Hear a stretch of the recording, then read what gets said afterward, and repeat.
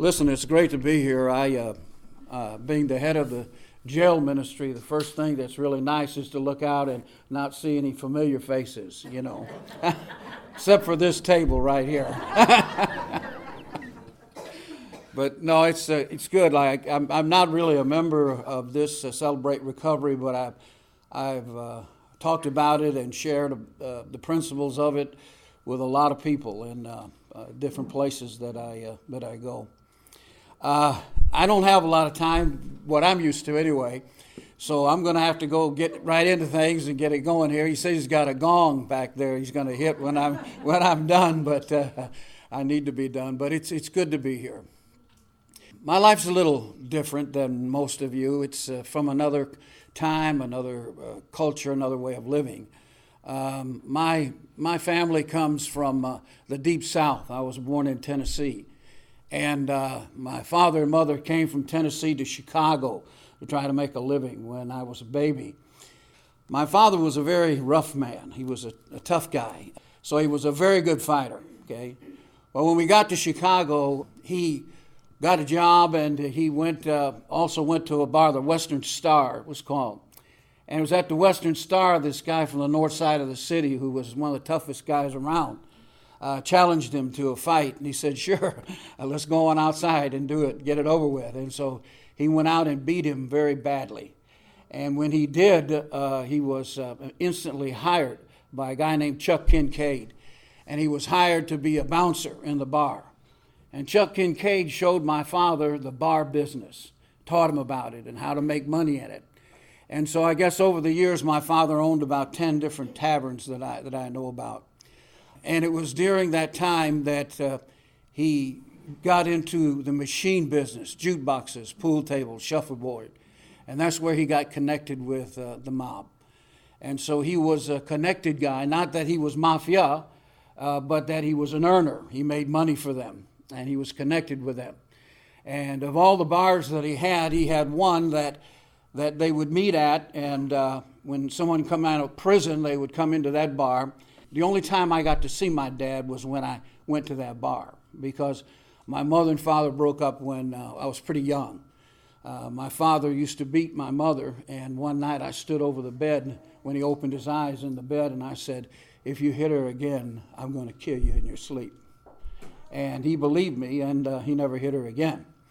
But they broke up, and so when I wanted to see him, I had to go. So as a child, I grew up around thieves and murderers and criminals and con men of every kind. I learned all about how to be a criminal and how to make a living at it, because that's what my father was. He was a career criminal. I grew up knowing, I don't know how many murderers. There were a few that were worse than the others. One I had to stay away from, Jake. Finally, they killed him. He shot to death two detectives in the bar that came to talk to him one day. And another one that I knew, John Henry, I did some things with John, and he, last time I saw him, he was in court for murdering someone for $1,300. And then there was another one that I really liked. It was a guy that I hung around with, Don Gibson. And Don Gibson was a big, tall guy with curly blonde hair, and he had a scar right here.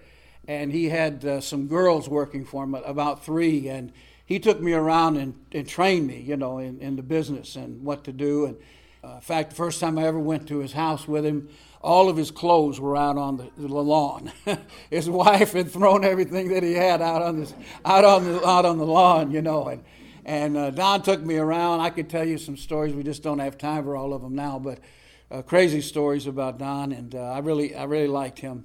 So anyway, my mother told me that when I was very young that our father was leaving and he would not be giving us any money or anything, because he was just like we were gone, And so I had to grow up. You can't play, you can't do anything. You got to make money. So I had jobs ever since I was very little, from shining shoes, and I used to tell my kids that, and they said, well, Dad, people don't wear shoes that shine anymore like that. But shine shoes, and did everything to try to make money for the family. And then I went to the bar, and I learned all all the bad things that a kid could learn how to steal, how to lie, how to swindle, how to do the 3-card deal, and all the kind of things that are like that. And then my mother got married again, and she married this guy, and he was going to give us all a new life. You know what I'm saying? And so I decided to move us out of Chicago, about 80 miles from Chicago. And we moved out there, and I didn't get along with him at all. Really, we didn't get along. In fact, we fought. We had actual fights. My mother made a choice, and she took me out in the front, and I was 13 at that time, and said, "You're going to have to leave." And I said, "Well, where am I going to go?" She said, "Well, go find your father and live with him." My father doesn't want me, and even then he lives with another woman every night, Where am I going to go? She said, "Well, you just got to go. You got to leave." So I was on my own at 13. I went to Chicago. I like speaking at the homeless shelter because I know what it's like to be asleep or have to sleep in an old van that is discarded, and you're listening around you because you don't know who's out there and you don't know what you're going to have to do. And I've done some very, very bad things that I like my dad always used to say to me, he said, "Don't say anything you would have to repeat in the court of law." So there's some things I just don't say. But so I grew up out there, and I was on the street for some time, almost 2 years, living by myself. And I joined a gang because gangs are they got your back at least. So we were as part of a gang, and we would rob and steal and do things during the day to get money to get high at night. And we didn't care what we got high on. Whatever we had the money to get high on, that's what we got high on. Whether it was booze or glue or drugs or any kind of thing that you could imagine to get high on. And that's what we did. And then I got a letter from my mother saying I got it from my dad's girlfriend, saying they had no food and no heat and no water, and that I had to come and get her. So I made my way back up there, and I got my pregnant mother and 3 children, my brother siblings, and I carried them back to Chicago. And we got in a little apartment that should have been condemned, really. The walls were black with soot because the heater didn't work correctly, and she slept in the living room, and the other kids slept in another room, and I slept on the porch. And there were mice and rats there and bugs, and it was nasty, And one day there was a knock on the door, and it was members of the Church of Christ. And they were bringing over some food to us. They heard about our family. And little did I know that many, many years from that time, that I would be preaching the gospel for that church that brought over those groceries to us when we were living in that house there. Okay, I didn't even think I'd ever become a Christian. I didn't think I would live to be 18, and I didn't think I'd live to be 21 for sure. And so anyway, I got in a lot of trouble on the street, and most of the time my dad could intimidate anybody that was going to go to court against me. But the Judge Selinsky said to me as I stood before him, "Okay, they're not showing up now. The police are not showing up now, but the next time I see you, you're going to prison." And so I thought, oh, this is bad. Dad says, "I can't get you out of this one." So we're driving down the street, and there was a recruiting station there. And so I went in, and I joined the Navy, okay? And when I joined the Navy, I went to boot camp and was charged with fraudulent enlistment for the FBI investigation that I was going through. And that was my first time to give a speech.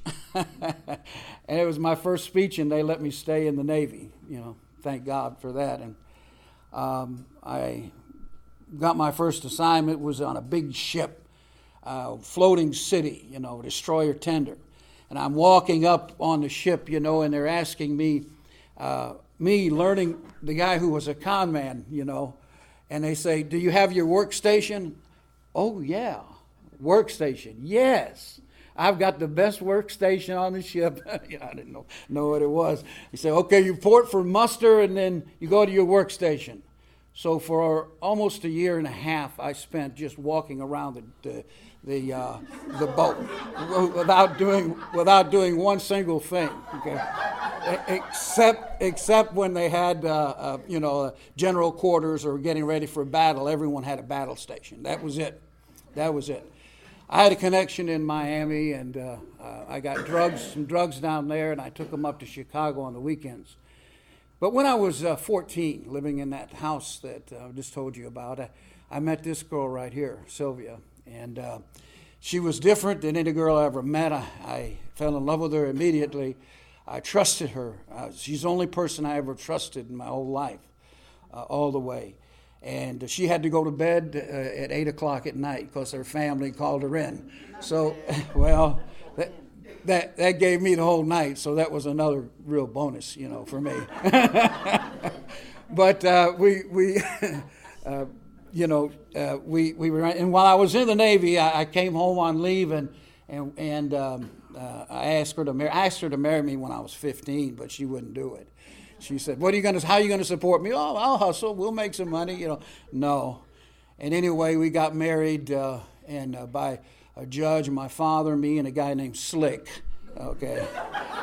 So we had much, the belief that marriage would make it as winning the lottery, But I went to the racetrack, I think, the day we got married. But anyway, I went back to work for my dad. After I got out of the Navy, and we would, make sure everyone got his stuff in their bars. So that was part of what I did, and a lot of other things. But things got rough. My dad was a gambler, compulsive gambler. The mob fixed one race, but he didn't bet on just the one race. He had to bet on all the races, And he lost a lot of money, and he couldn't pay him off. And so the mob gave his territory to a guy named Big Carl. And Big Carl shot him. And then things got really tough. He owed them money he had to pay. I at that time, was working at a nightclub called the Nightfall, and kind of working that club while he was working the Golden Goose Lounge, where the criminals were. And so I got up that morning, and he had burned down the tavern in half the block for the insurance money, okay? And my father finally ended up going to prison for firebombing a government off-track betting facility for the mob. That was later on. But anyway, things weren't going very good. I knew it was all going downhill. And we had our first baby, Kimmy. And I looked in the crib, and I saw her, and I looked down at the street, and I thought, I don't want to raise my kid the way I was raised, I want something better for my child than what I've gone through. And so we decided to go to a foreign country, Oklahoma. That was a complete foreign country to us. I mean, I told my wife, I said, honey, they wave at you here. I would put my hand up and wave, and then three people in the lights were waving, and she goes, I ain't waving at somebody I don't know.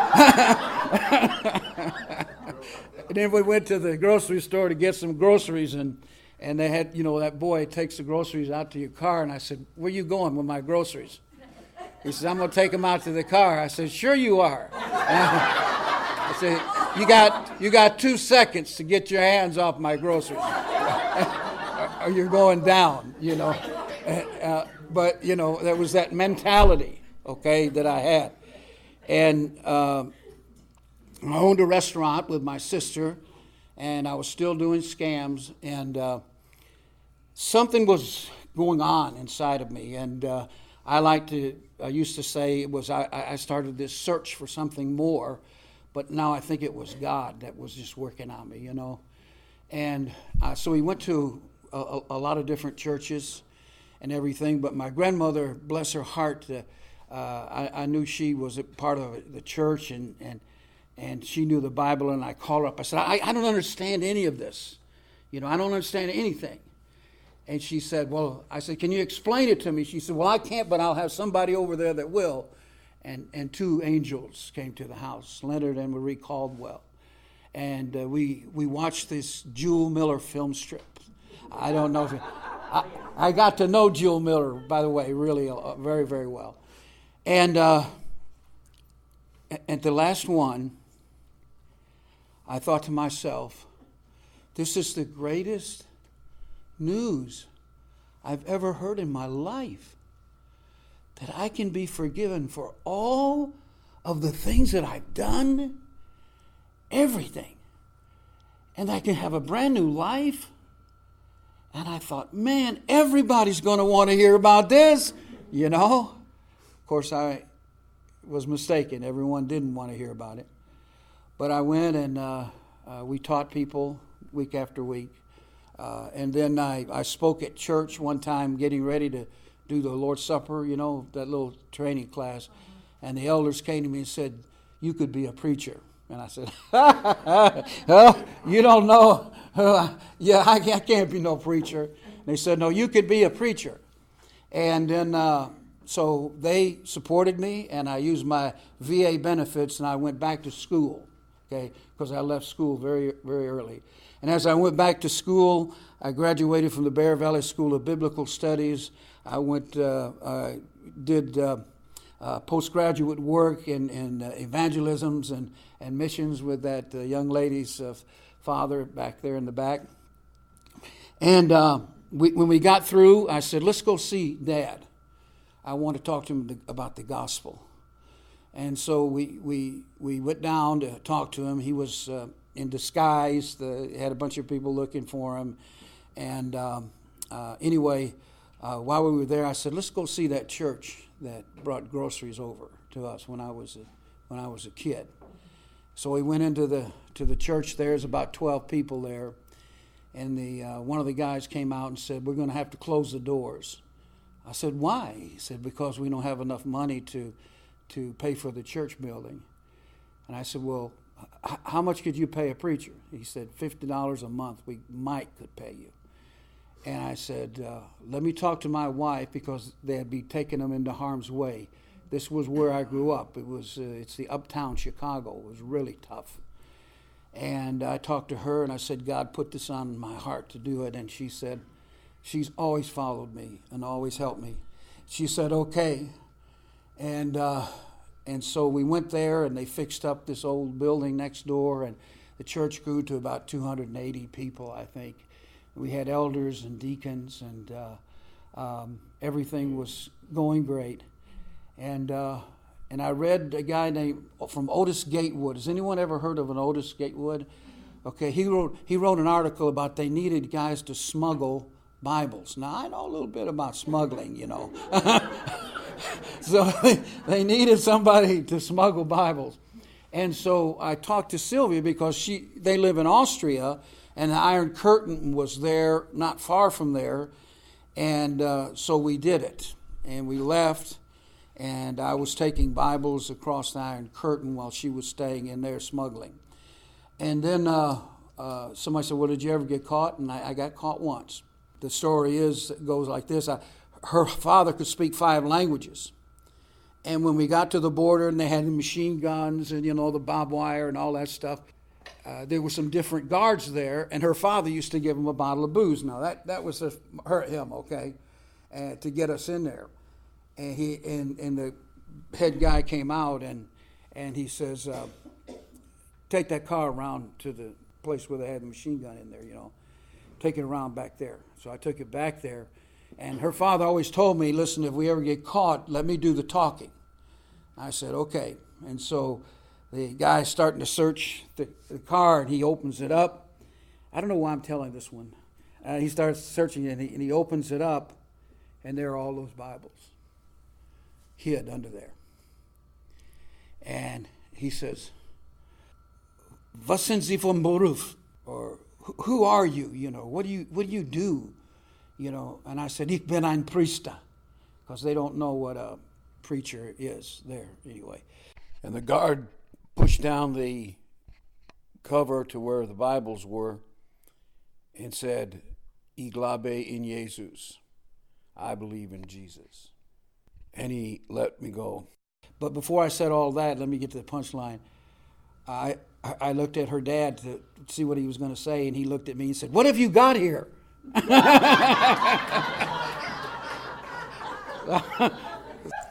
Well, they didn't, they took a long time for them to warm up to me, because when Sylva and I got married, I came to the door. I mean, she saw detectives, Chicago detectives, pin my car down, take me out, and start beating me up on the street. Okay, so she said, if we get married, don't ever come back. Okay, that's what she told her. Don't ever come back, ever.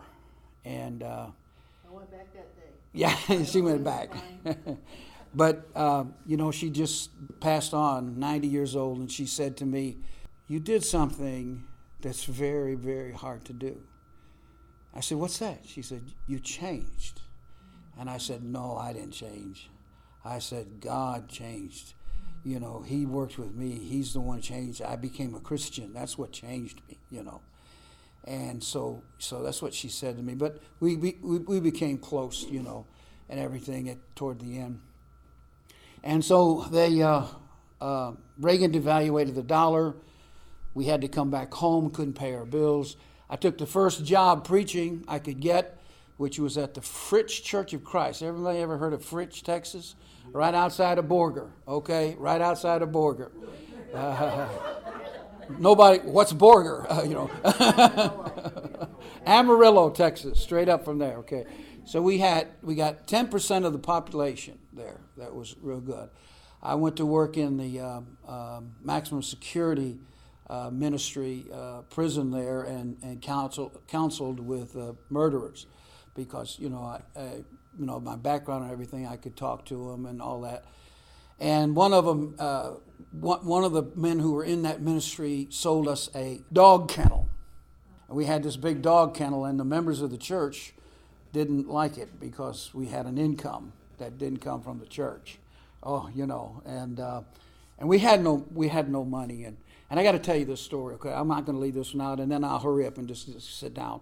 But while I was preaching there, they told me there was this woman who was bedridden and had been bedridden for 30 years. She was a Christian, but they couldn't get in to see her because her husband was the meanest man in town. So I said, "Well, let me go talk with him. I'll have a talk with him." So I walked up to the door and knocked on the door, and he opened the door and said, "Who are you?" I said, I'm the preacher of the church there. I said, "What do you want?" I said, "I want to talk with you." He said, "We don't need you here. We don't want you here. Get out of here." And I said, "Look, I didn't come to talk to you. I came to talk to your wife. Now get out of my way." So I started studying with her, and I read the Bible to her for 5 weeks. And then one day there was a commotion in the church. And what's going on? And they said, "Bob has come to church." Bob was the meanest man in town, okay? And he had come to church. And so when we left, and we didn't have any money, preachers take a vow of poverty in a lot of places, especially Church of Christ. And he came to the house and wrote me a check for $25,000. He said, "I just don't like how they treated you there." And I took the $25,000, and I was associate minister, the first white associate minister in an all African American church in Pampa, Texas. And boy, we had some great singing too, I'll tell you. And I started to get an education. And so I got into insurance, then I got into annuities, then I got into the stock market, then I was a financial advisor, and then I went on to do what I do now, and that is I'm a vice president for a money management company where I speak about stock market strategies and stuff like that to everyone. We came here, and we went to a storefront church, and from there we moved to a bigger church. We got a building and some land, And then we had some problems with preacher problems, whatever. And then we were looking for a church, and I couldn't find one that we really felt at home with, that would put me to work, because I still wanted to work, And so we came here. And boy, you just put me to work when I walked in the front door, man. I mean, just, it's been a wonderful time to be at this church. And I also teach at Wednesday nights in the Pilot Point Church there, and also with some of the people here, at Salvation Army, the homeless shelter, and then the jail ministry. And I do this podcast, and it does pretty well, so it's on Sci-Fi, or what is it? Not Sci-Fi, that's an old TV show. What was it? It might be Sci-Fi, who knows? Oh, is it? I don't know. No. No. Spotify, yeah, Spotify and iTunes and all of that stuff. I don't know all about that. iHeart and all of that. But I'm saying these things to you because I should be dead. I mean, I've had guns pointed at me. I've had a gun misfire when it was fired at me. Misfire. I've had people looking for me with shotguns. I've had all kinds of experiences that we don't have time to even talk about today. And I had stomach cancer 4 years ago when God healed me of the stomach cancer. And I didn't take one drop of chemo. So I'm just, thankful to God for everything that He does for me. I just can't, to this day, understand it. I don't. All the people I knew are dead or in prison. Probably more dead than in prison. And I don't understand it. I can't fathom it. Why? And then I realized it has nothing to do with me. It's all about God. That He loves you. And He knows what's going to happen to you before you know what's going to happen to you. And when you put your trust in Him and you become a new creation, there's no limits to what God can do with you and can do for you. And that's why groups like this are so important, to be able to know that you can have a relationship with God, and you don't have to be perfect. I still sin. I still struggle with all kinds of things, all kinds of problems. And I'm not as brave as you. I don't always tell the things that my first issue is trust. That's my first issue.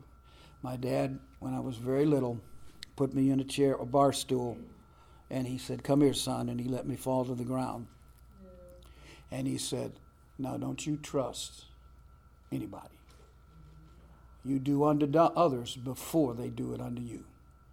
And that's how you live, And so that's how I grew up. So it's hard to trust people, but I struggle with a lot of things.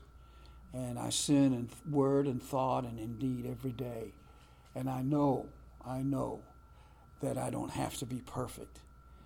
Because if I had to be perfect, I would never, ever make it. But God loves me because I'm His son. I'm His son of His son. And that's why He loves me. And anything that's ever happened good to me has been because of God and not because of anything else. And I'd like to say more, but the time is over. I've taken it overtime, and you didn't gong me. So you're out of trouble.